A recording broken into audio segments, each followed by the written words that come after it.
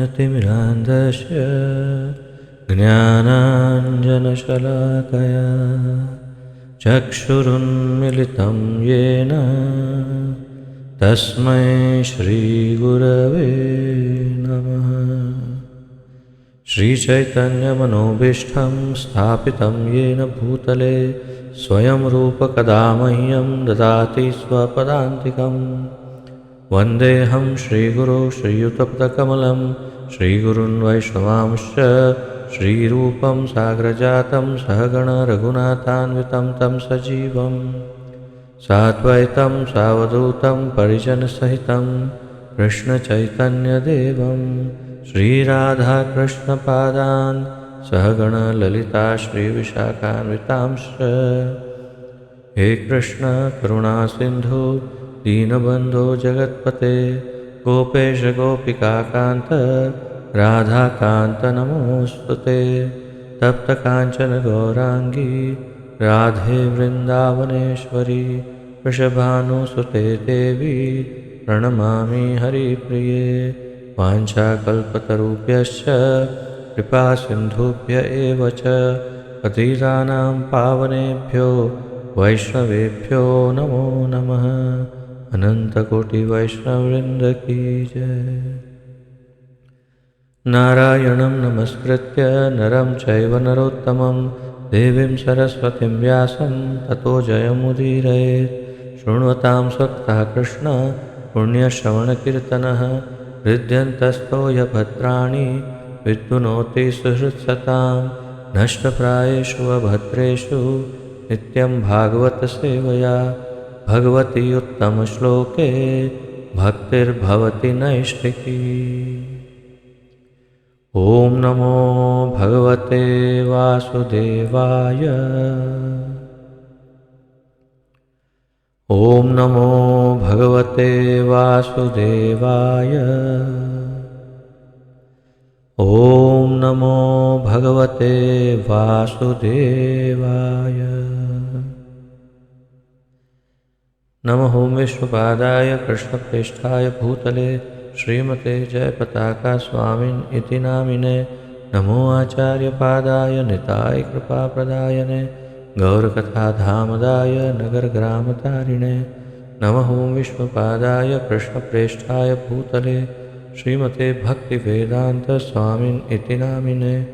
नमस्ते सारस्वते देवे गौरवाणी प्रचारिणे निर्विशेषशून्यवादी पाश्चात्यदेशतारिणे। जय श्री कृष्ण चैतन्य प्रभु नित्यानंद श्री अद्वैत गदाधर श्रीवासादि गौरभक्तवृंद। हरे कृष्ण कृष्ण कृष्ण हरे हरे हरे राम राम राम हरे हरे। हरे कृष्ण कृष्ण कृष्ण हरे हरे हरे राम राम राम हरे हरे। हरे कृष्ण कृष्ण कृष्ण हरे हरे हरे राम राम राम हरे हरे।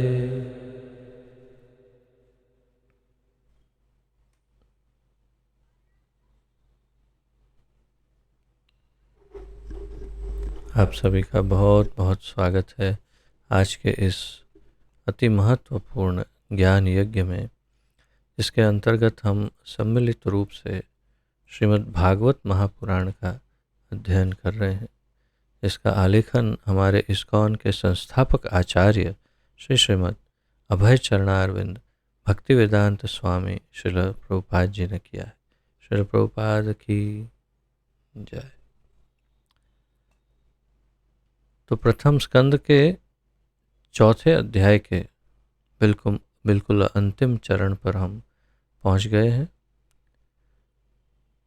अब व्यासदेव जो कुछ भी उन्होंने उनके सामर्थ्य के अनुसार प्रयास किया जनहित लोकहित के लिए, वेद का विभाजन किया, महाभारत लिखा, लेकिन संतुष्टि नहीं हुई।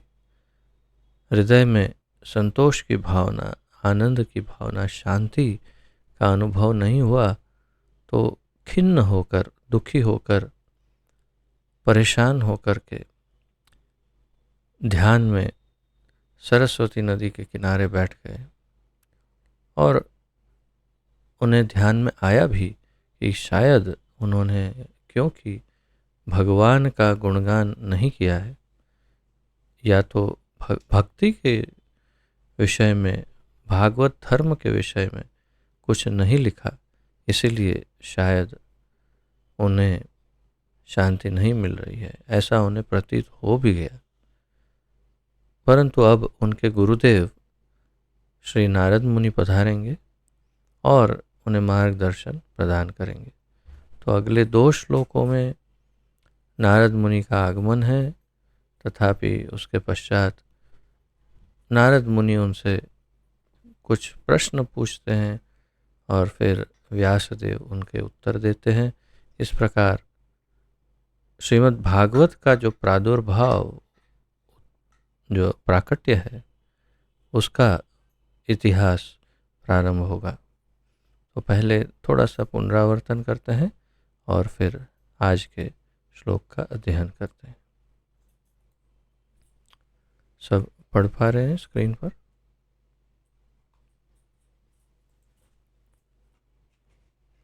तो कल हम 26वें श्लोक में हमने पढ़ा कि हे द्विज ब्राह्मणों, यदि अपि वे समस्त लोगों के समग्र कल्याण कार्य में लगे रहे तो भी उनका मन भरा नहीं। और फिर 27 में कहा, इस प्रकार मन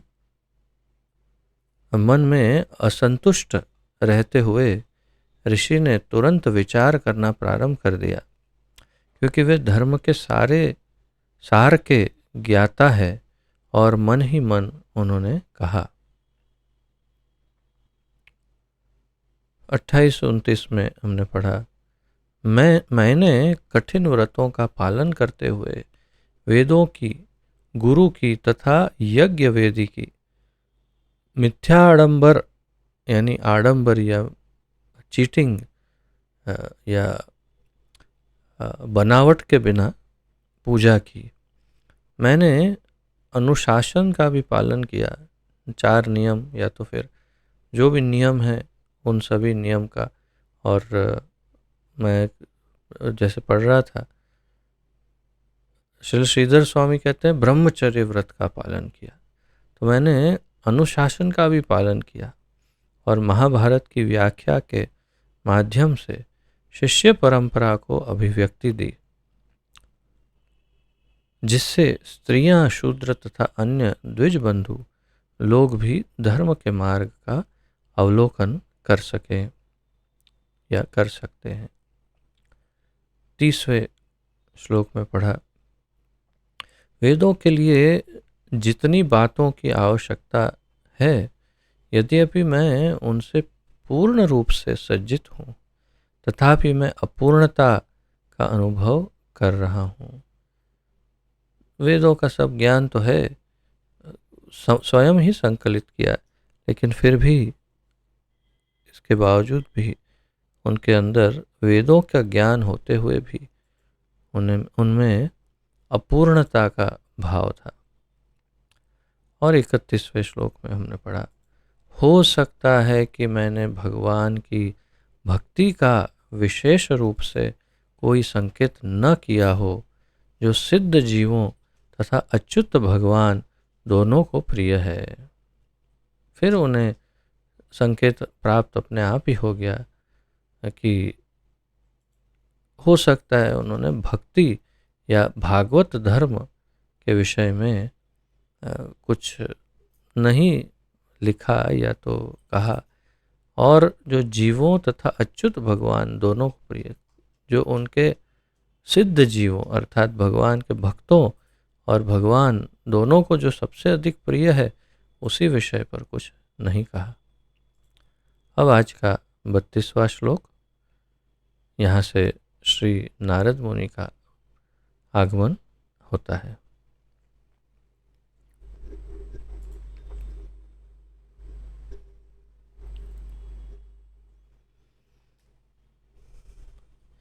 तस्यैवं किलमात्मानं मन्यमानस्य खिद्यतः कृष्णस्य नारदोऽभ्यागतात् आश्रमं प्रागुदाहृतम्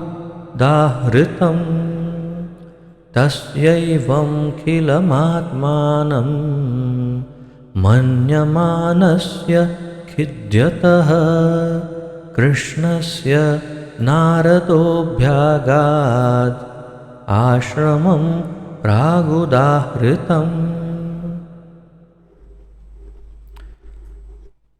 तस्यैवं खिलमात्मानं मन्यमानस्य खिद्यतः कृष्णस्य नारदोऽभ्यागाद् आश्रमं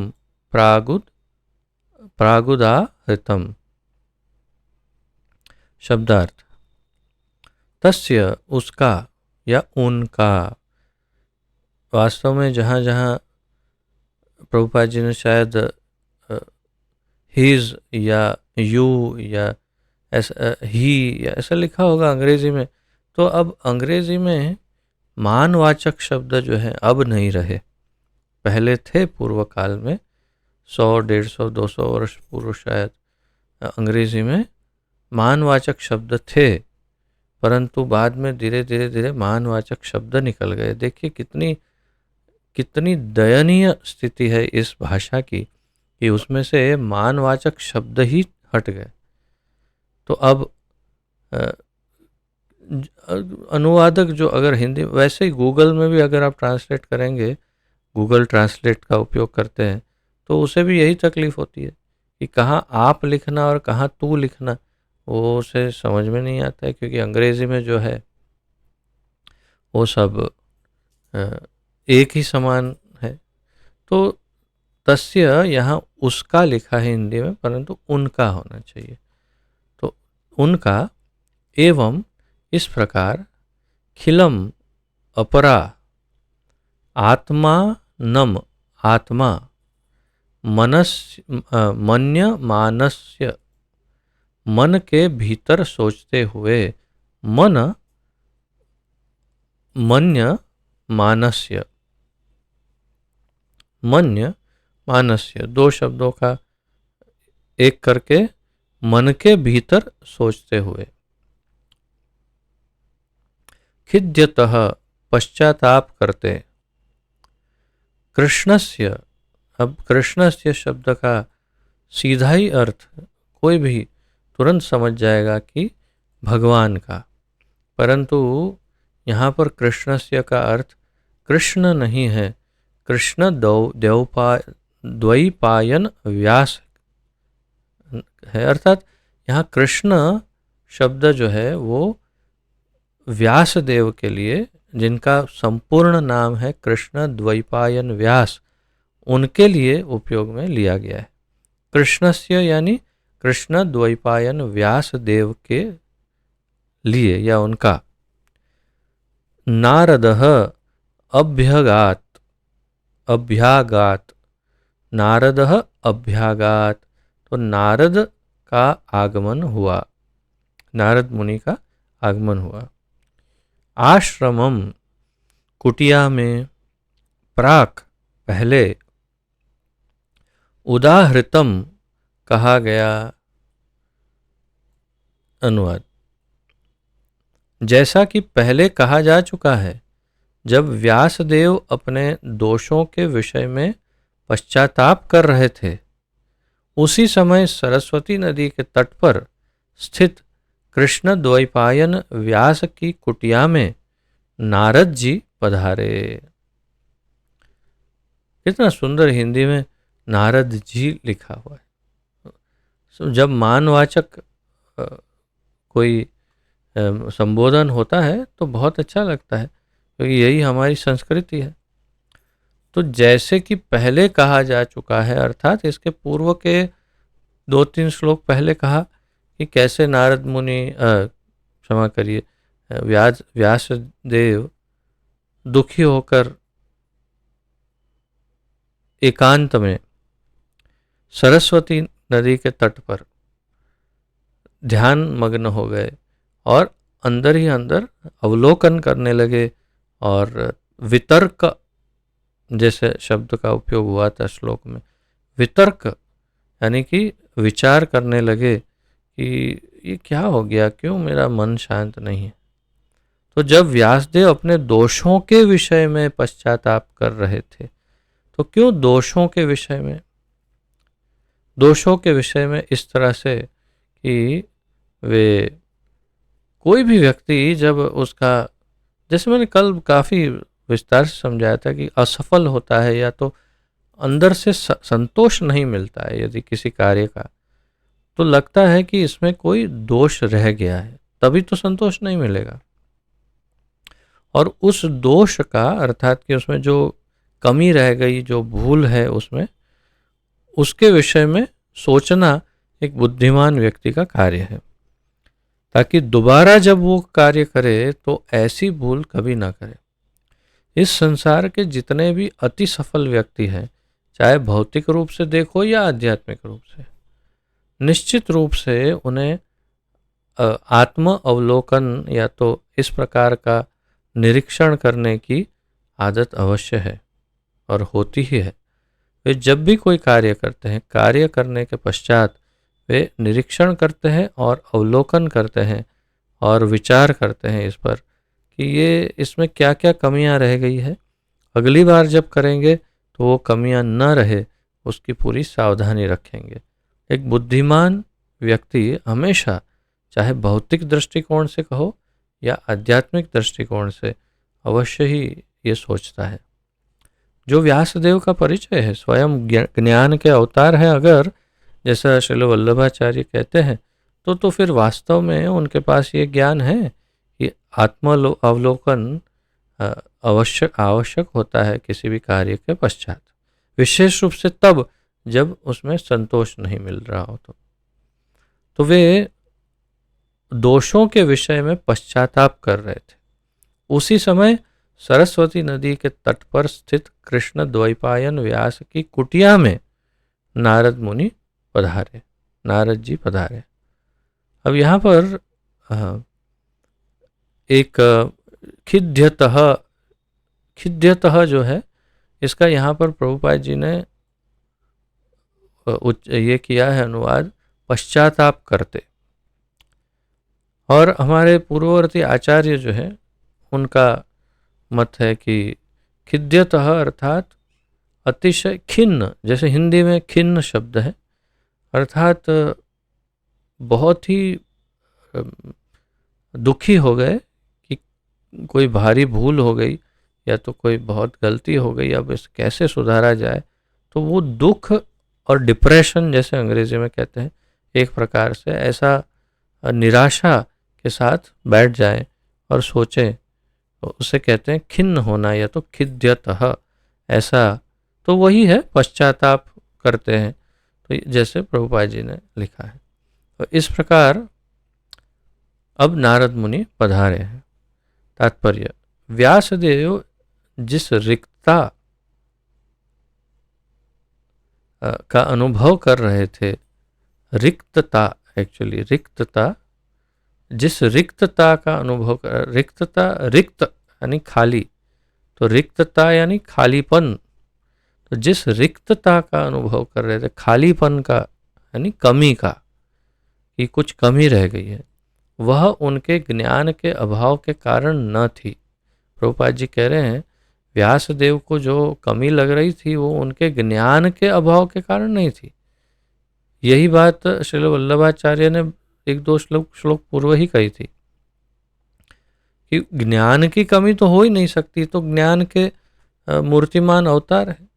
तो फिर उन्होंने संपूर्ण वेदों का संकलन किया है और फिर महाभारत का संकलन किया, तो फिर कैसे हो सकता है कि उनमें ज्ञान की कमी हो। तो भागवत धर्म विशुद्ध भगवत भक्ति है, जहाँ तक अद्वैतवादी की पहुँच नहीं होती। तो ये अचानक प्रभुपाद जी अब यहाँ भागवत धर्म का यहाँ विश्लेषण कर रहे हैं और इस शब्द को समझा रहे हैं। कल जैसे हमारी कुसुम लीला माता जी ने पूछा था, तो उसका उत्तर यहाँ प्रभुपाद जी ने दिया। माता जी पूछ रही थी कि भागवत धर्म विशेष रूप से भक्ति के साथ उसका संबंध कितना है। तो यहाँ प्रभुपाद जी ने सीधा कहा भागवत धर्म विशुद्ध भगवत भक्ति है। यानी भागवत धर्म का मूल अर्थ ही भगवान की भक्ति है। और जहाँ तक अद्वैतवादी की पहुँच नहीं है, तो अद्वैतवादी अर्थात कि जो मैं ही भगवान हूँ, अहम ब्रह्मास्मि में जो मानते हैं, उनके लिए भागवत धर्म अर्थात भक्ति का कोई अर्थ नहीं है। वे भक्त हो ही नहीं सकते क्योंकि वे स्वयं ही भगवान होना चाहते हैं या मानते हैं कि हम भगवान तो है ही, सिर्फ हमें जानकारी नहीं है पूरी, भूल गए हम कि हम भगवान हैं, ऐसा वे समझते हैं। तो इसलिए भागवत धर्म से उनको कोई मतलब नहीं है, उन्हें सरोकार नहीं है। अद्वैतवादी की गणना परमहंसों में नहीं की जाती जो संन्यास आश्रम में सर्वोच्च होते हैं। संन्यास आश्रम में सर्वोच्च स्थिति है परमहंस। ओम परमहंस परिव्राजकाचार्य इत्यादि हम बोलते हैं। तो परमहंस सर्वोच्च स्थिति है संन्यास की, और ये परमहंस स्थिति अद्वैतवादियों को नहीं मिलती क्योंकि वे भक्ति में है ही नहीं, तो परमहंस कैसे हो सकते हैं। परमहंस अर्थात जो श्रेष्ठ भक्त हो। श्रीमद् भागवत भगवान की दिव्य लीलाओं की कथाओं से पूर्ण है। यद्यपि व्यासदेव शक्ति आवेश दिव्य पुरुष थे तो भी वे असंतुष्ट थे क्योंकि उनके किसी भी ग्रंथ में भगवान की दिव्य लीलाओं का ठीक से वर्णन नहीं था। तो श्रीमद् भागवत की दिव्य लीलाओं की कथाओं से, अब श्रीमद् भागवत ये दिव्य भगवान की, क्षमा करिए, श्रीमद् भागवत भगवान की दिव्य लीलाओं की कथाओं से पूर्ण है। भागवत में क्या है, मूल रूप से सार रूप में भगवान की दिव्य कथाएं हैं, उनकी दिव्य लीलाओं की कथाएं, और अनेक अवतारों के साथ, जैसे कि भगवान के प्रमुख 10 अवतार, 24 अवतार, और इन सब का वर्णन, और फिर अंत में 10वें स्कंध में श्री कृष्ण अवतार और श्री कृष्ण की संपूर्ण कथा बहुत विशाल है 10वां स्कंद, और फिर बाद में फिर इसका समापन होने में अन्य अवतार जो रह गए वो सब, उनका भी वर्णन। तात्पर्य यह है कि संपूर्ण श्रीमद् भागवत के 18,000 श्लोकों में भगवान की कथाएं, उनके भक्तों की कथाएं, उनका संबंध, उसी से ये पूरा भरा हुआ है। यद्यपि व्यासदेव शक्ति आवेश दिव्य पुरुष थे तो भी वे असंतुष्ट थे क्योंकि उनके किसी भी ग्रंथ में भगवान की दिव्य लीलाओं का ठीक से वर्णन नहीं था, प्रभुपाद जी कह रहे हैं। तो दिव्य लीलाओं का वर्णन न होने के कारण भगवान की ये हुआ कि वे संतुष्ट नहीं हो पाए, ऐसा मत है। वो उनका स्वयं का भी यही मत है, उन्होंने स्वयं भी इस बात का एहसास प्रतीति उन्हें हो गई। वो 31वें श्लोक में हमने पढ़ा। इसकी प्रेरणा श्री कृष्ण ने सीधे व्यासदेव के हृदय में उत्पन्न की, अतएव उन्हें रिक्तता का अनुभव हुआ, जैसा कि ऊपर कहा गया है। अर्थात 31वें श्लोक में तो कह दिया कि उन्हें अनुभव हो गया कि हाँ, मेरे अंदर ये प्रॉब्लम इसलिए है क्योंकि मैंने भगवान की कोई भक्ति की बात ही नहीं की, भागवत धर्म ही नहीं बताया। यहाँ यह निश्चित रूप से बताया गया है कि भगवान की प्रेमा भक्ति के बिना सब कुछ शून्य है, लेकिन भगवान की भक्तिमय सेवा में सकाम कर्म या शुष्क चिंतन का अलग से प्रयास किए बिना ही सब कुछ संभव है। तो यहाँ यह निश्चित रूप से बता दिया गया है क्या, कि भगवान की प्रेम भक्ति के बिना सब कुछ शून्य है। भगवान की सिंपल भक्ति या प्रेम भक्ति, क्या अंतर है? तो भक्ति शब्द थोड़ा सा विशाल हो जाता है, जिसके अंदर औपचारिकताएं, सेवा, औपचारिक सेवाएं या तो फिर वैधि भक्ति भी आ सकती है। परंतु प्रेम भक्ति जब कहते हैं तो बहुत ही विशिष्ट हो जाता है। ये भागवत धर्म है और विशेष रूप से भगवान के प्रति प्रेम, उनके प्रति आप सभी को प्रेम का अनुभव है ही, सभी जीव को प्रेम का अनुभव होता ही है। तो आप उसी प्रेम को स्मरण कीजिए और सोचिए कि वही प्रेम यदि भगवान के साथ हो तो रिश्ता कुछ और हो जाएगा, संबंध कुछ और बन जाएगा। तो वो उसे प्रेमा भक्ति कहते हैं और यही हर एक जीव का अंतिम ध्येय वास्तव में होता है, भगवान के लिए प्रेम भक्ति विकसित करना। तो लेकिन भगवान की भक्तिमय सेवा में सकाम कर्म, या प्रभुपाद जी कह रहे हैं सकाम कर्म या शुष्क चिंतन, यानी ज्ञान या कर्म, तो ज्ञान मिश्र भक्ति या कर्म मिश्र भक्ति का अलग से प्रयास किए बिना ही सब कुछ संभव है। तो इसमें ये भक्ति जो है वो ज्ञान मिश्र या कर्म मिश्र नहीं होनी चाहिए, ये शुद्ध भक्ति होनी चाहिए, अहेतुकी, ऐसा मत है। इस श्लोक के अनुसंधान में हमारे जो पूर्ववर्ती आचार्य जो टीका में लिख रहे हैं, तो श्रील विश्वनाथ चक्रवर्ती ठाकुर लिखते हैं, स्वयं कृष्ण ने ही इस प्रकार की व्यवस्था की जिससे श्रीमद् भागवत का प्रादुर्भाव हो सके। तो जैसे कि हम देख रहे हैं कि भगवान व्यासदेव तो भगवान है, वास्तव में हमने पढ़ा कि वे भगवान के अंशावतार हैं। प्रभुपाद जी कहते हैं शक्ति आवेश अवतार हैं।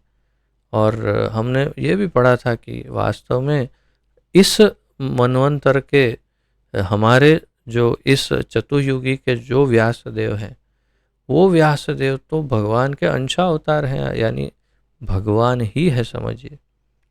तो ऐसे भगवान स्वयं ही कैसे भ्रमित हो सकते हैं, कैसे भूल सकते हैं कि मुझे भागवत लिखना था और मैंने क्या लिख दिया, या तो फिर मुझे तो भागवत लिखना है लेकिन अरे भूल गया मैं, ये क्या लिख दिया, ऐसा कुछ नहीं हो सकता। तो इसीलिए ये स्वयं कृष्ण की, भगवान, परम भगवान श्री कृष्ण की व्यवस्था है। श्री विश्वनाथ चक्रवर्ती लिखते हैं कि उन्होंने ऐसी योग माया से, मैं ये कह रहा हूँ कि योग माया का प्रयोग करके ऐसी रचना की, ऐसा माया जाल फैलाया कि व्यासदेव इस बात को भूले रहे कि भागवत धर्म या भक्ति के विषय में भी कुछ लिखना चाहिए, भगवान और उनके भक्तों के विषय। तो उन्होंने अन्य सब कुछ लिख दिया, परंतु ये भूल गए अर्थात उसे प्राधान्य नहीं दिया।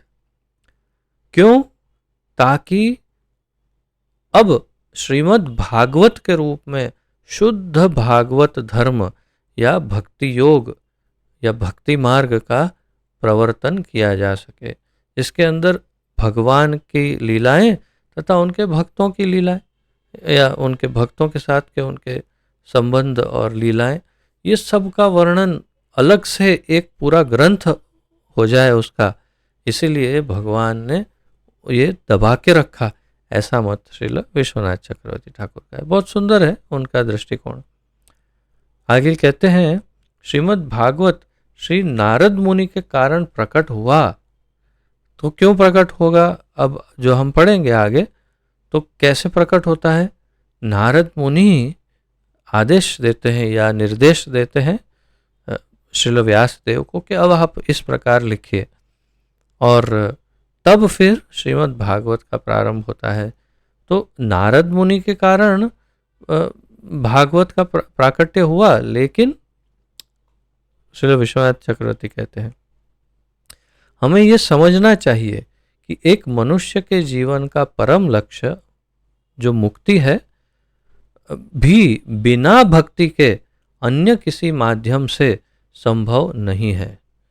तो श्रील विश्वनाथ चक्रवर्ती ठाकुर कहते हैं कि मनुष्य के जीवन का परम लक्ष्य है मुक्ति।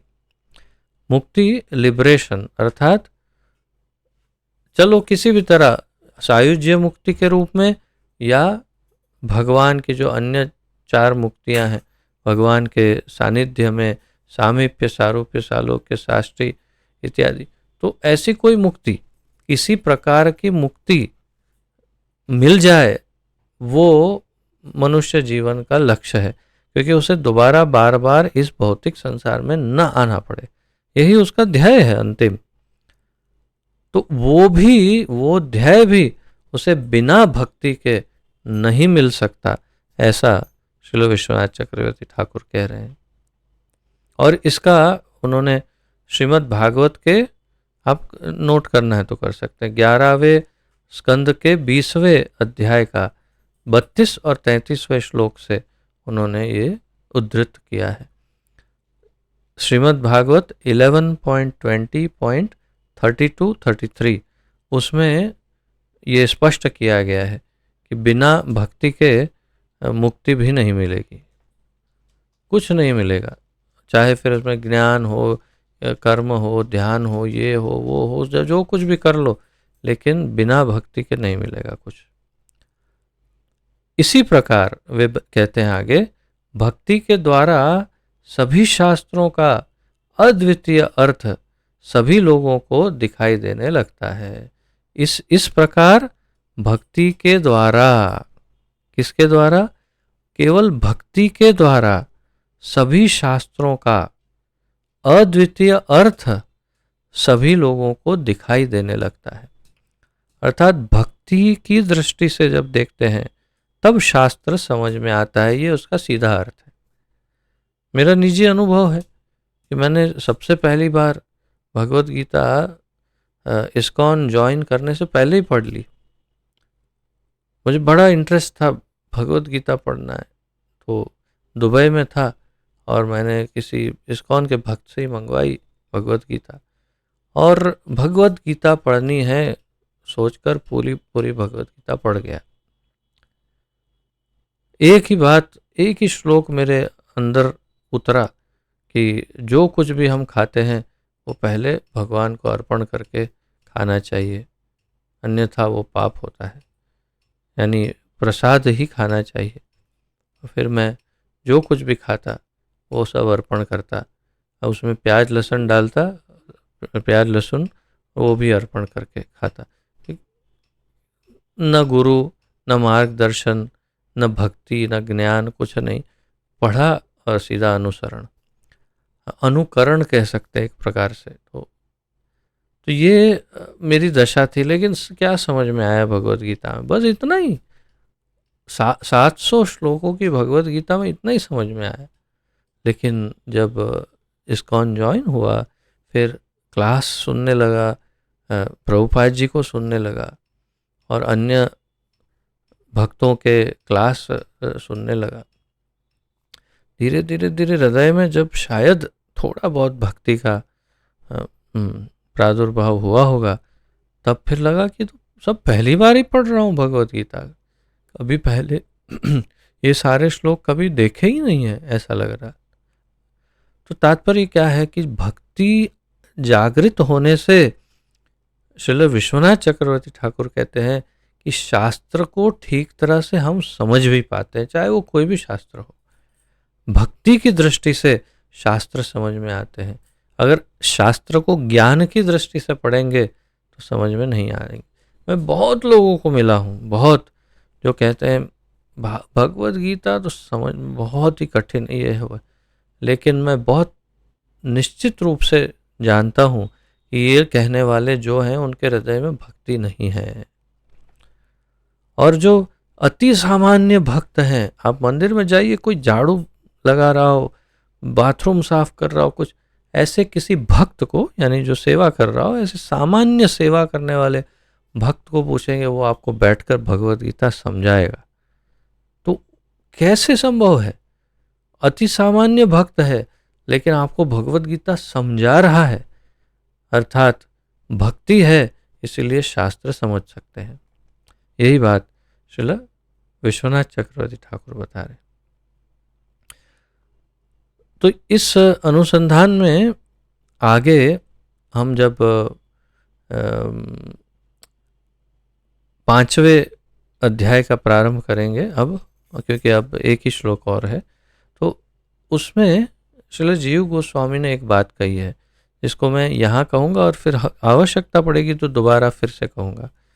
तो श्रील जीव गोस्वामी अपनी टीका में लिखते हैं, इस श्लोक के अनुसंधान में नहीं, आगे के श्लोक के, कि श्रील व्यासदेव ने पहले ही सब लिख रखा था, वे कहते हैं, किंतु नारद मुनि के आदेश या निर्देश पर उन्होंने सब कुछ अनुक्रमित किया, या जिसे अनुक्रम्य वो शब्द है उसमें, उस श्लोक में, तो अनुक्रमित किया यानी सब कुछ अरेंज किया, सज्ज किया और एक क्रम में क्रमबद्ध करके बुक के रूप में या तो ग्रंथ के रूप में प्रदर्शित प्रकाशित किया, जो श्रीमद् भागवत है।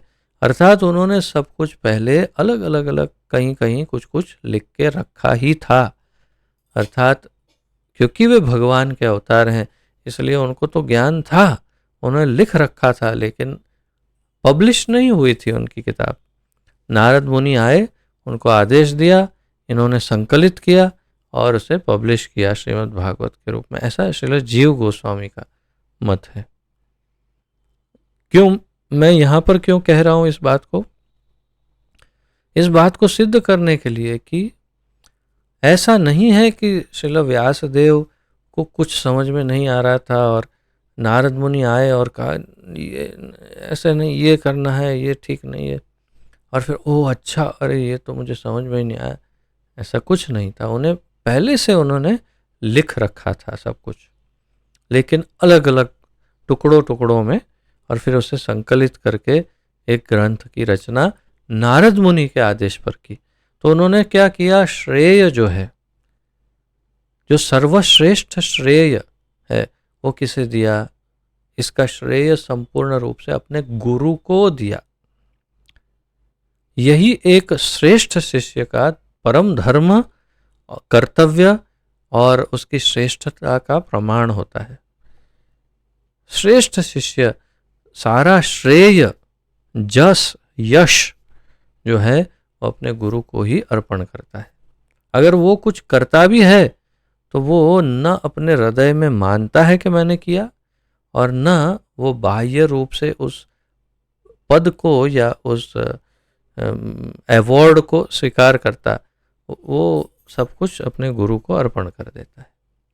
ये श्रेष्ठ शिष्य का लक्षण है जो व्यासदेव ने प्रदर्शित किया। उन्होंने स्वयं इसका जश्न नहीं लिया कि हमने किया है ये। हाँ, अब आप कहाँ बीच में आ गए गुरुदेव, मैं तो मालूम ही है, मैं तो भगवान का अवतार हूँ, आप ऐसे ही बीच में आ गए अपना नाम दर्ज करवाने। क्या नारद मुनि, आप तो ये मज़ा नहीं आया, मेरा नाम अब बिल्कुल ऐसा कोई भाव नहीं। आप देखिएगा आगे आने वाले श्लोक में किस तरह से नारद मुनि को देखते ही क्या उनका रिएक्शन, उनका क्या उनकी प्रतिक्रिया क्या होती है अपने गुरु को देख करके, वो देखिएगा। ये नहीं कि मैं भगवान हूँ और भगवान के कोई गुरु नहीं होते, ऐसा नहीं। अतिशय आदर, वो भी एक विलक्षण लक्षण का प्रदर्शन किया उन्होंने कि अपने शिष्य को अपने गुरु के साथ कैसा व्यवहार करना चाहिए। ये भी बहुत ही विलक्षण बात है, इसे आप अलग से नोट करिएगा, लिखिएगा अवश्य कि व्यासदेव ने जो यश है, इसका जश वो अपने गुरु को दे दिया। उन्होंने अर्पण किया उनको कि हाँ, नारद मुनि आकर मुझे कहेंगे फिर हम ये करेंगे। नहीं तो आपके पास प्रमाण है 31वें श्लोक में कि उन्हें समझ तो आ ही गया था कि उन्होंने क्या नहीं किया है। तो अब नारद मुनि की वास्तव में आवश्यकता नहीं थी, किंतु फिर भी नारद मुनि के आदेश का पालन किया। तो ये शिष्य, श्रेष्ठ शिष्य का लक्षण है। अब 33वें श्लोक का उच्चारण करते हैं।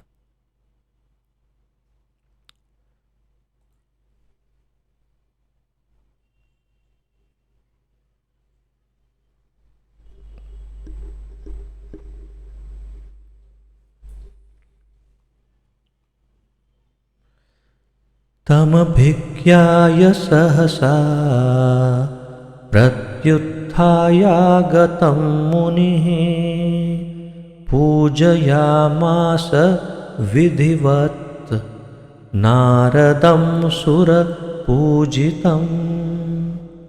तमभिज्ञाय सहसा प्रत्युत्थायागतं मुनिः पूजयामास विधिवत् नारदं सुरपूजितम्। तमभिज्ञाय सहसा प्रत्युत्थायागतं मुनिः पूजयामास विधिवत् नारदं सुरपूजितम्।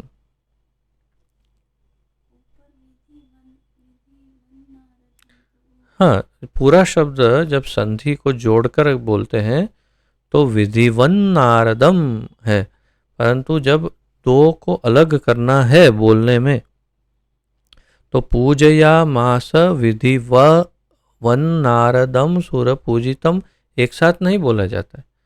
जब चार विभाग में बोलते हैं, उच्चारण करते हैं, तो संधि का विग्रह करना होता है। संधि का विग्रह कैसे होगा? तो यहाँ पर विधिवत एक शब्द है और नारदम दूसरा शब्द है, उनको जोड़ दिया तो विधिवन नारदम हो गया। तो इसलिए हम जब बोलते हैं तब पूजयामास विधिवत नारदम सुर पूजितम, ऐसे उसका उच्चारण होता है। ठीक है। शब्दार्थ: तम अभिज्ञाय उनके या नारद मुनि के शुभ आगमन को देखकर, तम उनके अभिज्ञाय आगमन या शुभ आगमन को देखकर, सहसा एकाएक, एकदम से, अचानक, प्रत्युत्थाय उठकर, प्रति उत्थाय यानी उठकर, एकदम से उठ गए, आगतम आए हुए, मुनि ही व्यासदेव ने, पूजयाम आस पूजा, विधिवत। अब ये शब्द जो है वो विधिवत, ये अत्यंत सामान्य शब्द है, विशेष रूप से हिंदी में, गुजराती में भी है, बहुत मेरे ख्याल से सभी भाषा में होगा ये शब्द विधिवत। चलो साहब, कार्य हमें विधिवत करने हैं, या तो विधिवत पूर्ण हो गया, या विधिवत विधिवत विधिवत। विधिवत का हम अर्थ क्या समझते हैं? हिंदी में अर्थ समझते हैं जो विधि के अनुसार हो गया उसे विधिवत, अर्थात जैसे होना चाहिए था वैसे ही हो गया, उसे कहते हैं विधिवत। या जैसे होना चाहिए वैसे करो यदि, तो उसे विधिवत, यानी ऐसा हम हिंदी में अर्थ निकालते हैं। परंतु वास्तविक अर्थ इसका क्या है वो आज पहली बार आप सुनेंगे। विधि का अर्थ है ब्रह्मा, ब्रह्मा जी का नाम है विधि, और विधिवत यानी जो विधि या ब्रह्मा को प्रदान किए जाने वाले सम्मान के साथ, ब्रह्मा जी को जिस प्रकार का सम्मान देते हैं ऐसे सम्मान के साथ उसे विधिवत कहते हैं। अर्थात हम लोग इसका जो अर्थ है वास्तव में धीरे धीरे अपभ्रंशित हो गया, और हिंदी में इसका अर्थ थोड़ा नहीं काफ़ी ज़्यादा बदल गया, और हम अपने मन से इसका अर्थ समझने लगे। जबकि विधिवत कहने से क्या होता है? ब्रह्मा जी को जैसा आदर या सम्मान मिले वैसा आदर देना, विधिवत। तो इस बात का हमारे आचार्यगण क्या लिखते हैं? विशेष रूप से सभी आचार्यों ने, श्रील विश्वनाथ चक्रवर्ती ने, श्रील वल्लभाचार्य ने, सभी ने इसी बात को लिखा है जो यहाँ प्रभुपाद जी लिख रहे हैं। केवल श्रील श्रीधर स्वामी लिखते हैं कि ब्रह्मलोक से आए हुए व्यक्ति को जैसा सम्मान देना चाहिए, वैसे सम्मान को विधिवत कहते हैं। अर्थात ब्रह्मलोक से आए तो एक प्रकार से अर्थ वही हुआ कि ब्रह्मा जी को जैसा सम्मान मिलना चाहिए। नारदम, नारद मुनि को सूर पूजितम, देवताओं द्वारा पूजित, सूर पूजितम, सूर देवता, पूजितम देवताओं द्वारा जो पूजित। अनुवाद। श्री नारद के शुभ आगमन पर श्री व्यासदेव सम्मान पूर्वक उठकर, और वो भी कैसे, सहसा, एकाएक, अचानक उठ, एकदम देखा ओ गुरु आए, एकदम से उठ गए। तो श्री व्यासदेव सम्मान पूर्वक उठकर खड़े हो गए और उन्होंने श्रेष्ठा ब्रह्मा जी के समान उनकी पूजा की। ब्रह्मा जी की जैसे पूजा होनी चाहिए उस प्रकार श्री नारद मुनि की उन्होंने पूजा की। नारद मुनि के शुभ, तो यहाँ पर शिष्य का जो कर्तव्य है वो स्पष्ट हो रहा है कि जब गुरु सामने हो तब शिष्य को बैठना नहीं चाहिए। अब यदि गुरु ने आदेश दिया हो बैठ जाओ तो बैठना चाहिए, ऐसा नहीं कि स्प्रिंग की तरह वो खड़ा ही रहेगा। नहीं, मैं नहीं बैठ, मैंने पढ़ा भागवत में, मैं बैठ ही नहीं सकता आपके सामने, बस आप चाहे कितना भी बोलो लेकिन मैं नहीं बैठूंगा। आप समझ रहे हैं कि ऐसा नहीं, जटिल नहीं होना, परंतु यदि गुरु आए हैं तो तुरंत खड़ा होकर के उनका सम्मान करना चाहिए और उन्हें प्रणाम अर्पण करना चाहिए, उन्हें आसन अर्पण करना चाहिए और उनकी पूजा और अर्चना यथा योग्य उनके चरण प्रक्षालन आदि करना चाहिए, सेवा आदि करनी चाहिए। ये विधि है, नियम है जो हमें करनी चाहिए, ये नियम है, कर्तव्य है एक शिष्य का। यदि वो नहीं करता है तो गुरु नाराज हो सकते हैं, परंतु गुरु गुरु पर अंतर है, या उनके किस प्रकार का आगमन हुआ, कहाँ, जैसे कि हमारे सारे गुरुजन बताते हैं कि कभी विदेश में आप बाहर, कहीं भी विदेश में बाहर गुरु को देखते हैं तो आप तुरंत रोड पर बैठकर प्रणाम मत करिए, ऐसा काफ़ी गुरुजन कहते हैं। क्यों? क्योंकि जो विदेश में लोग जो हैं वो ऐसे सोचते हैं कि अरे ये तो दासत्व या तो जो गुलामी का जो भाव है, ऐसा कोई स्वामी या ऐसा लगता है मास्टर जो इन लोगों को अपना दास या गुलाम बना के रखा है। देखो कैसे प्रणाम करते हैं रोड के बीच। तो ऐसा कोई भाव ना आ जाए, इसलिए रोड पर नहीं करिए प्रणाम, ऐसा कुछ गुरुजन बताते हैं। परंतु अवश्य ही अगर रूम में आप बैठे हैं और गुरु आ गए और अगर आप नहीं उठे तब तो फिर बहुत ही बड़ा अपमान है गुरु के लिए। ऐसा नहीं, और सिर्फ गुरु ही क्यों, कोई भी सीनियर भक्त यदि पधारते हैं तो हमें खड़े होकर के कम से कम उनका सम्मान करना चाहिए। मैं इस बात का 99.99% ख्याल रखता हूँ कि यदि कभी भी कोई सीनियर भक्त आए तो मैं तुरंत खड़ा होकर के उन्हें सम्मान देता हूँ, और जहाँ तक संभव हो प्रणाम आदि जो करना है वो औपचारिकता तो करनी ही चाहिए, परंतु कम से कम खड़ा हो जाना चाहिए। ये बहुत महत्वपूर्ण बात है। इसका एक और उदाहरण है जो रोमहर्षण सूत के केस में हमने देखा कि बलराम जी आए और वे व्यास आसन से खड़े नहीं हुए। उनको लगा कि व्यास आसन का अपमान हो जाएगा, व्यास सबसे उच्च आसन है और व्यास आसन पर जो बैठा है वो भगवान वेदव्यास के समान है, वो कैसे खड़ा हो। लेकिन वो भूल गए कि तो साक्षात भगवान पधारे हैं, तो इसीलिए वे खड़े नहीं हुए और बलराम जी ने उनको समाप्त कर दिया। तो ये तात्पर्य है कि हमारा क्या कर्तव्य होना चाहिए, उससे हमें सीख मिल रही है। तो श्री व्यासदेव सम्मान पूर्वक उठ खड़े हुए और उन्होंने सृष्टा ब्रह्मा जी के समान उनकी पूजा की। तात्पर्य, विधि का अर्थ है प्रथम सृजित जीव ब्रह्मा। प्रभुपाद जी यहाँ पर बिल्कुल स्पष्ट कर रहे हैं इस बात को।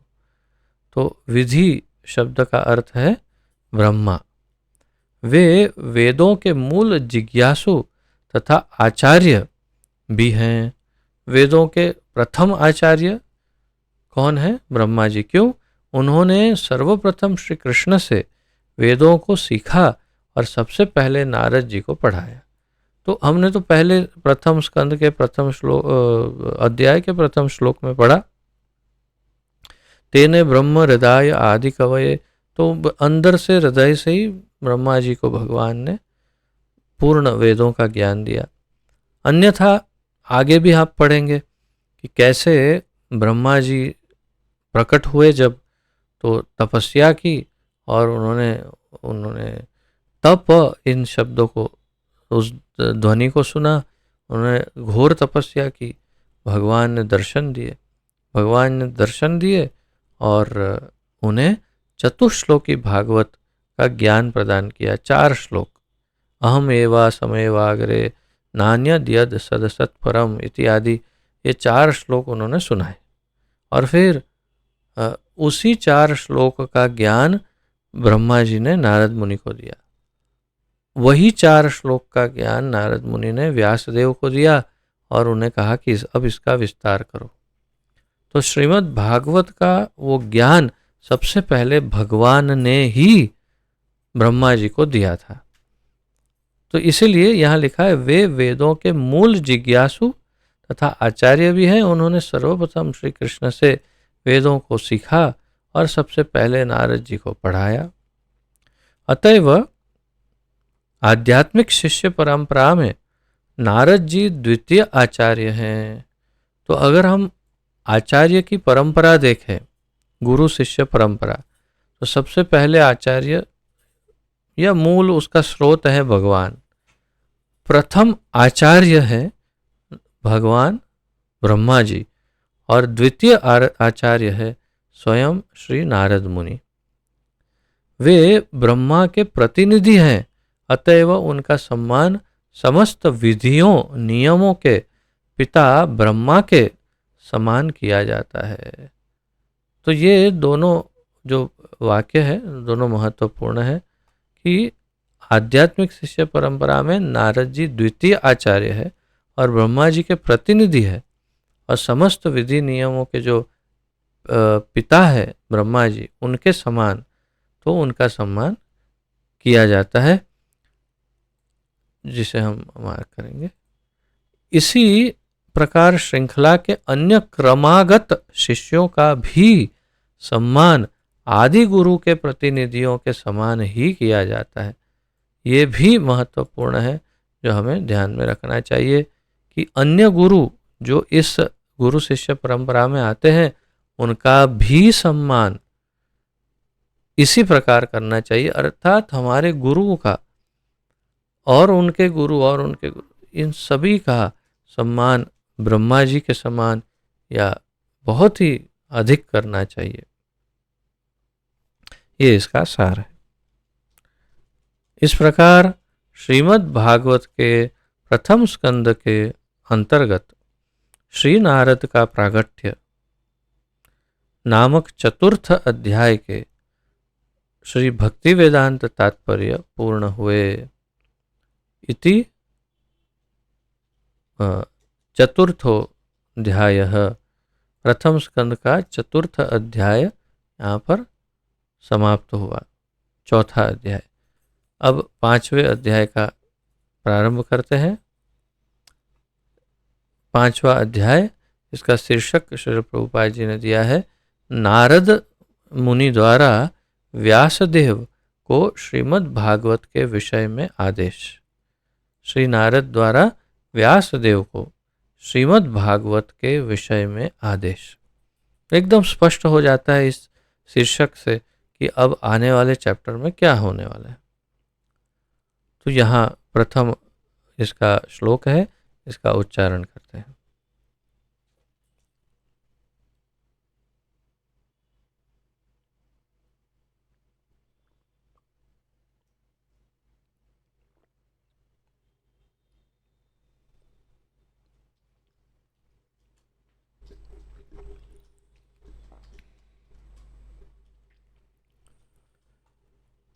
सूत उवाच अथ तं सुखमासीन उपासीनं बृहच्छ्रवाः देवर्षिः प्राह विप्रर्षिं वीणापाणिः स्म यन्निव। सुत उवाच अथ तं सुखमासीन उपासीनं बृहच्छ्रवाः देवर्षिः प्राह विप्रर्षिं वीणापाणिः स्मयन्निव। सूत उवाच अथ तं सुखमासीन उपासीनं बृहच्छ्रवाः देवर्षिः प्राह विप्रर्षिं वीणापाणिः स्मयन्निव। शब्दार्थ। सूत उवाच, सूत जी ने कहा, अथ अतएव, तम उसको या उनको। ये बड़ा प्रॉब्लम है अनुवाद में। अनुवादक को बड़ा जागृत रहना पड़ता है या जागृत रहना चाहिए कि किस प्रकार अनुवाद करते हैं। उसको नहीं, उनको, तम उनको। जब लिखा है तम तो उनको ही होता है उसका अर्थ। सुखम आसीनः, सुखपूर्वक बैठे हुए। उपासीनम, पास बैठे हुए को। बृहत श्रवाः, अत्यंत सम्मानित। देवर्षि ही, देवताओं के परम ऋषि ने। प्राह, कहा। विप्रर्षिम, ब्राह्मणों के ऋषि या ब्रह्म ऋषि से। वीणा पाणि ही, हाथ में वीणा लिए। स्मयन इव, मानो हंसते हुए, स्माइल करते हुए। स्मयन, स्माइल, हंसते हुए। मंद मंद मुस्कान देते हुए, हंसते हुए नहीं, परंतु हंसना में दांत दिखते हैं, हंसी होती है तो, परंतु स्मित देते हुए या तो मंद मंद मुस्कान, तो उसमें दांत नहीं दिखते, केवल स्मित। तो ये है स्मयन इव। एक एक शब्द देखते हैं फिर से, क्योंकि कुछ कुछ महत्वपूर्ण है। सुखम आसीनः, सुख पूर्वक बैठे हुए। तो अर्थात उन्होंने अपने गुरु को बड़े सुखपूर्वक बिठाया, बहुत ही अच्छे सुखासन पर उन्होंने बिठाया वेद व्यास जी ने नारद मुनि को। और उपासीनम, उप आसीनम, उप यानी नजदीक, और आसीनम यानी बैठे हुए। तो पास बैठे हुए, तो उनके एकदम पास में बैठे कौन? क्षमा करिए, वेद व्यास जी। और कहाँ बैठे होंगे? उनसे ऊपर, उनके समान दूसरी सीट में?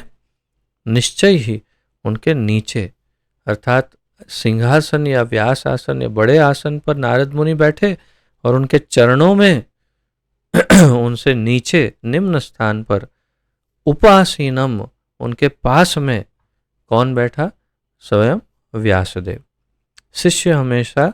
शिष्य का आसन हमेशा अपने गुरु की तुलना में नीचे ही होना चाहिए। ये शास्त्र आज्ञा है, नियम है। कभी भी शिष्य अपने गुरु से ऊपर के आसन पर न बैठे, वो उसे ध्यान रखना चाहिए किसी भी अवस्था में। जहाँ तक संभव हो, कभी कभी ऐसा ना भी हो, ऐसा हो सकता है, जैसे कि एक ही मंच पर बैठना होता है शिष्यों के, शिष्य और गुरुओं को। और कभी कभी चेयर की व्यवस्था ऐसी है कि जो चेयर शिष्य को मिली है वो थोड़ी ऊपर है, गुरु जो चेयर पर है वो थोड़े नीचे चेयर है। तो कभी कभी क्या कर सकते हैं इस भौतिक संसार में, परंतु जहाँ तक संभव हो वहाँ तक वो गुरु से ऊपर के आसन पर न बैठे, वो देखना चाहिए। खैर, तो वे उन्हें गुरु को अच्छा आसन दिया, वे उनके पास बैठे। बहुत क्षमा करिए, बृहत श्रुत्वा, बृहत श्रवाहा। तो ये बृहत श्रवा का अर्थ है अत्यंत सम्मानित, ऐसा प्रभुपाद जी लिख रहे हैं। वास्तव में यदि हम इसकी माइक्रो डिटेल में जाएं तो श्रवा यानी जिसे सुना है या श्रवण, बृहत श्रवा यानी जिनके विषय में हम सुनते हैं या जिनका बहुत ही नाम होता है, ख्याति होती है। हमारे आचार्यगण इस प्रकार समझाते हैं कि बृहत श्रवा का अर्थ है जिनका बहुत ही यश हो, जिनका बहुत नाम सुना जाता हो, उसे कहते हैं बृहत श्रवा। तो वो अत्यंत सम्मानित। देवर्षि ही, देवताओं के परम ऋषि, देव ऋषि यानी देवताओं के ऋषि। प्राह कहा, और दूसरा विप्रर्षि, ब्राह्मणों के ऋषि। विप्र ब्राह्मण, ऋषि तो ब्राह्मणों के ऋषि अर्थात ब्रह्म ऋषि। तो कौन है ये ब्रह्म ऋषि? देव ऋषि कौन है? नारद मुनि। तो विप्रर्षि कौन है? ब्रह्म ऋषि कौन है? व्यासदेव। और वीणा पाणी ही, पाणी यानी हाथ, पाणी ही अर्थात हाथ। और वीणा आप सब जानते हैं, कौन वीणा बजाता है? नारद मुनि। जैसे हिंदी पिक्चरों में या मूवीज में दिखाते हैं, नारायण नारायण करते हुए हाथ में वीणा लेकर के जाते। बहुत ही घटिया से घटिया उनका चित्रण करते हैं ये फिल्म वाले या सीरियल वाले। इतने अत्यंत ब्रह्मा जी के समान आदरणीय है। और भगवान के उत्तम 12 महाजन भक्तों जिनका भागवत में वर्णन है, उनमें उनका नाम है। भगवान के श्रेष्ठतम भक्त हैं। क्या कहें, इतने सारे भक्तों के गुरु हैं। प्रहलाद, ध्रुव आदि, व्यासदेव, कैसे कैसे भक्तों को उन्होंने दीक्षा प्रदान की है। अब देखिए, सबसे महत्वपूर्ण रोल भक्ति में अगर किसी का हो तो उनमें से एक है स्वयं भगवान नारद मुनि। तो वीणा पाणी ही, हाथ में वीणा लिए हुए, स्मयन इव तो हंसते हुए, मंद मंद मुस्कान।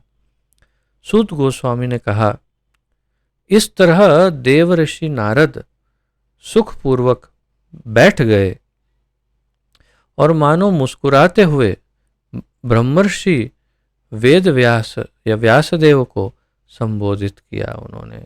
और उन्होंने मंद मंद मुस्काते हुए व्यासदेव जो उनके नज़दीक बैठे थे, उपासीनम उन्हें कहा, उनको कहना प्रारंभ किया। तो क्यों हंस रहे थे या स्मित क्यों थे उनके चेहरे पर?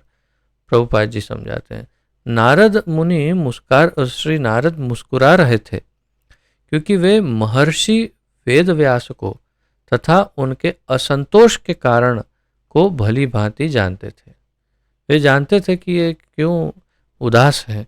इसलिए जब गुरु, कई बार ये होता है कि गुरु को शिष्य के मन की दशा समझ में आ जाती है। ये सब शक्ति भगवान से परंपरागत रूप से प्राप्त होती है और उस शक्ति के आधार पर गुरु अपने शिष्य के सामने देखकर समझ जाते हैं, उसके हृदय की व्यथा समझते हैं, उसका भाव समझते हैं, उसके विचारों को जान लेते हैं। कई बार उसके विचार पढ़ सकते हैं गुरु। तो ये वही शक्ति से श्री नारद मुनि तुरंत समझ गए और इसलिए मंद मंद मुस्कुराने लगे।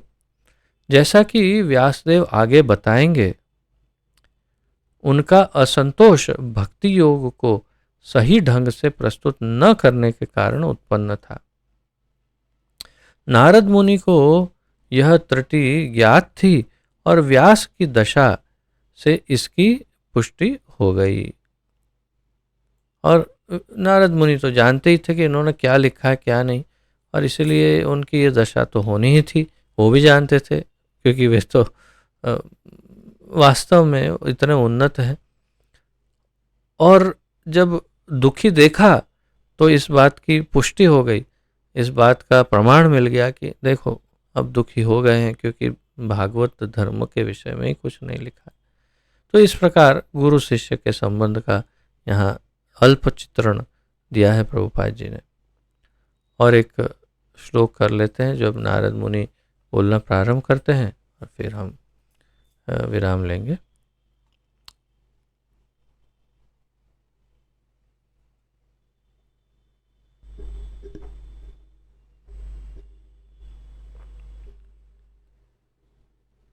श्री नारद उवाच पाराशर्य महाभाग भवतः कच्चिदात्मना परितुष्यति शारीर आत्मा मानस एव वा। नारद उवाच पाराशर्य महाभाग भवतः कच्चिदात्मना परितुष्यति शारीर आत्मा मानस एव वा। श्री नारद उवाच पाराशर्य महाभाग भवतः कच्चिदात्मना परितुष्यति शारीर आत्मा मानस एव वा।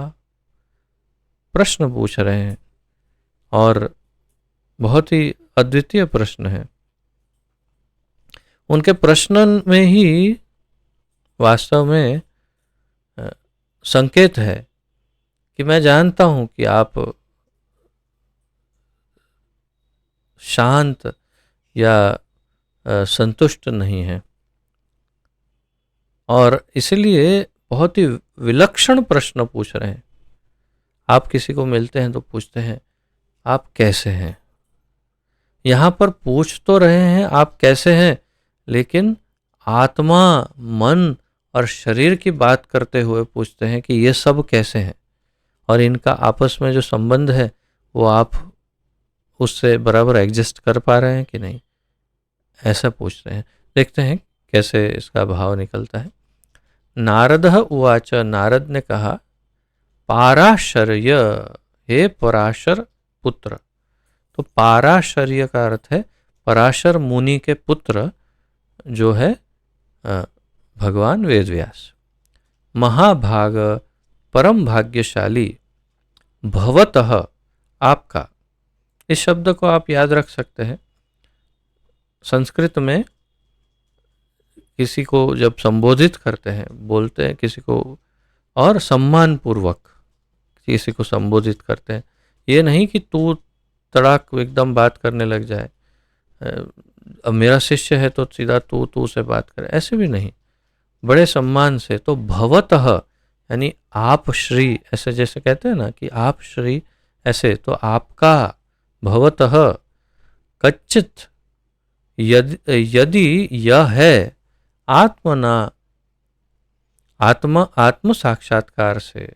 प्रभुपाद जी कह रहे हैं आत्मना का अर्थ है आत्म साक्षात्कार से। परितुष्यति, तुष्ट होती है। शरीर, शरीर की पहचान। आत्मा स्व, मनसः मानसः, मन की पहचान। एव निश्चय ही, वा तथा। अनुवाद, व्यासदेव को पराशर पुत्र संबोधित करते हुए नारद ने पूछा, क्या तुम, यहाँ तुम लिखा है, वास्तव में एक्चुअली आप है, क्योंकि हिंदी अनुवादक ने तुम लिखा है, वास्तव में आप है। क्या आप मन या शरीर को आत्म साक्षात्कार का लक्ष्य मानकर संतुष्ट हो, क्या आप मन या शरीर को आत्म साक्षात्कार का लक्ष्य मानकर संतुष्ट हो? कैसा प्रश्न है, देखिए, ध्यान दीजिए। क्या आप मन या शरीर को आत्म साक्षात्कार का लक्ष्य मानकर संतुष्ट हो? वैसे प्रभुपाद जी ने यहाँ बड़ा संक्षिप्त, बहुत ही छोटा अनुवाद दिया है। श्रील विश्वनाथ चक्रवर्ती ठाकुर और श्रील जीव गोस्वामी आदि या अन्य आचार्यगण जो हमारे पूर्ववर्ती हैं, वे इसका काफ़ी विलक्षण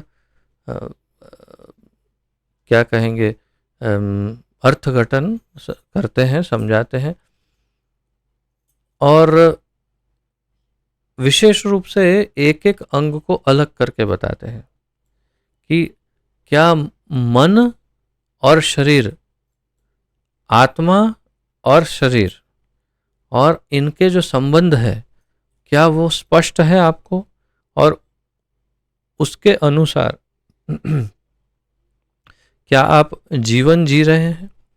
अर्थात क्या आप मन, शरीर और आत्मा ये सब को बैलेंस कर पा रहे हैं और जानते हैं कि मैं ये शरीर नहीं हूँ, मेरा मन मेरे कंट्रोल में है, ये शरीर मैं नहीं हूँ, ऐसा सब समझ करके।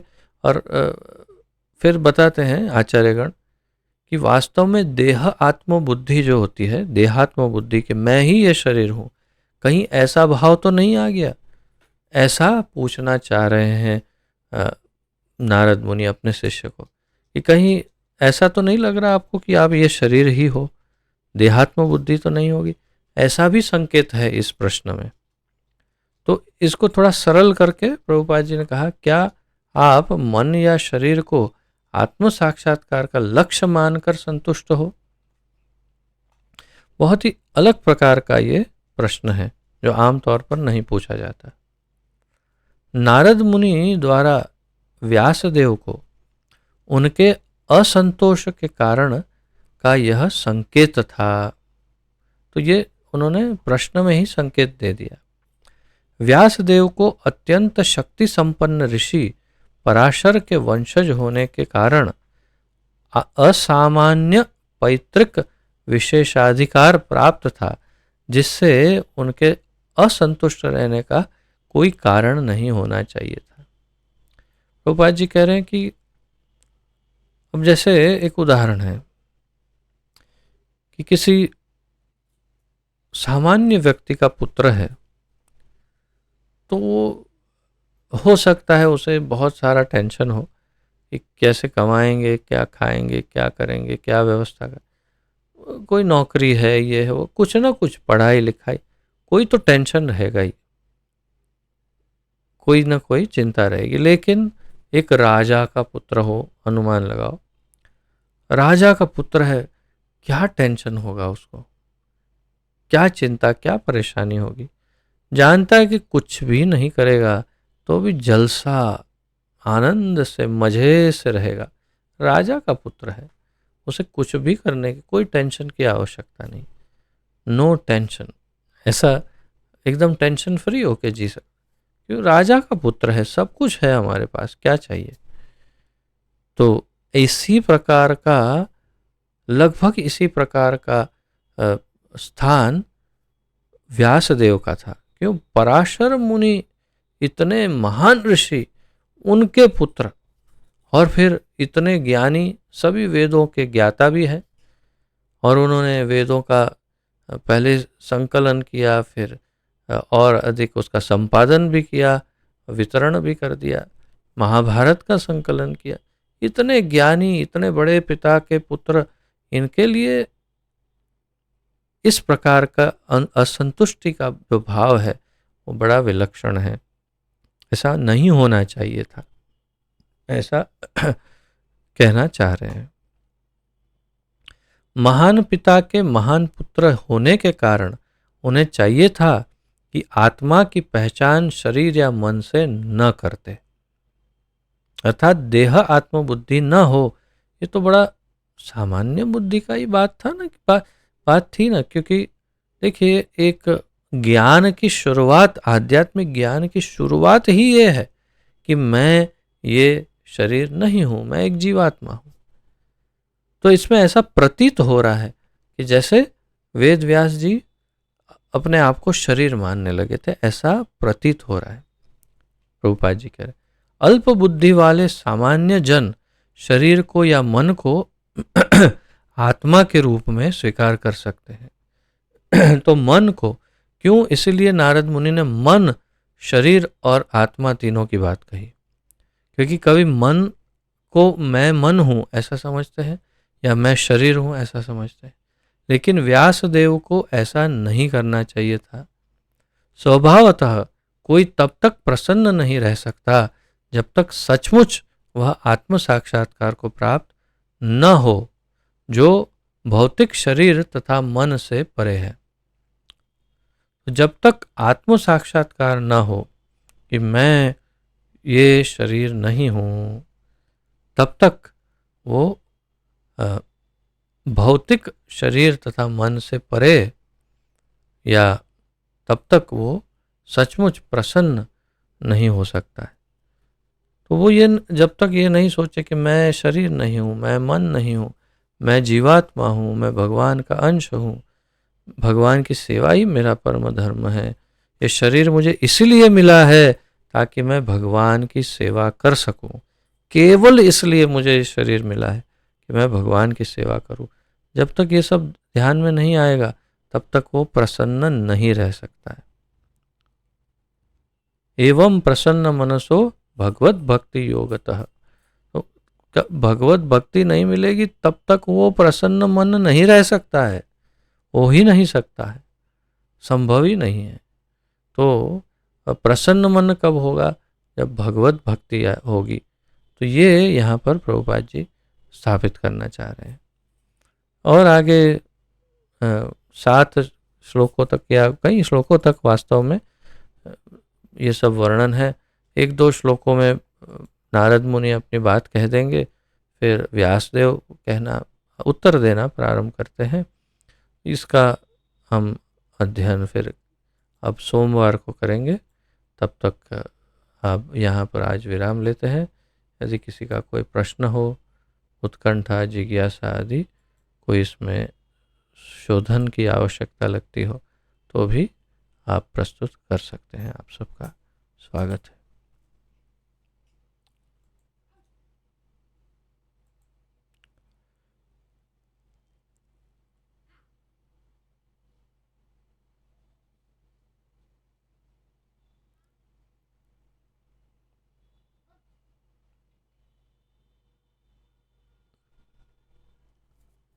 ठीक है, यदि कोई प्रश्न ना हो तो फिर यहाँ पर विराम लेते हैं। पतित पावन जगत गुरु श्रील प्रभुपाद की जय। पतित पावन गुरुदेव की जय। ग्रंथराज श्रीमद् भागवत महापुराण की जय। अनंत कोटि गौर भक्त वृंद वैष्णव वृंद की जय। निताय गौर प्रेमानंदे हरि हरि बोल। वांछा कल्पतरुभ्यश्च कृपा सिंधुभ्य एव च पतितानां पावनेभ्यो वैष्णवेभ्यो नमो नमः। आप सबको दंडवत प्रणाम। आप सबका बहुत बहुत धन्यवाद। हरे कृष्ण। और लगभग 7:30 के आसपास मैनेजमेंट मीटिंग प्रारंभ करेंगे।